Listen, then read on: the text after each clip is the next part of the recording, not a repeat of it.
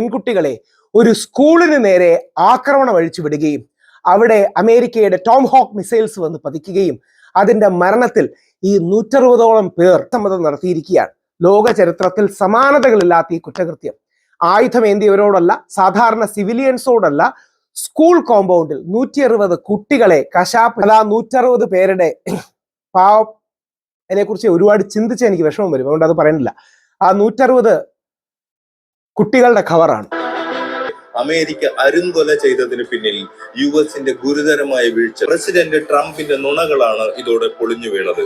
ഒരു മടിയും മയവും ഇല്ലാതെ ഡൊണാൾഡ് ട്രംപിന്റെ ഈ ഇറാനാണെന്ന് പറഞ്ഞ സമ്മേളനം, അയാളുടെ കൂടെ നിൽക്കുന്ന പീറ്റർ ഹെക്സെക് അടക്കമുള്ള ആൾക്കാർ, അതായത് അവരുടെ ഡിഫൻസ് സെക്രട്ടറി അടക്കമുള്ള ആൾക്കാർ ഇറാനാണെന്ന് പറയുമ്പോൾ ഇനി അടുത്തതും കൂടെ ഉണ്ട്, നമ്മുടെ ചാനൽസിൽ വന്നില്ലെന്നേ ഉള്ളൂ, BBC-യിലും CNN-ലും തന്നെ ചെയ്തതാണ്. അതറിയാനാണ് അമേരിക്കൻ മാധ്യമങ്ങൾ തന്നെ മുന്നിട്ടിറങ്ങി.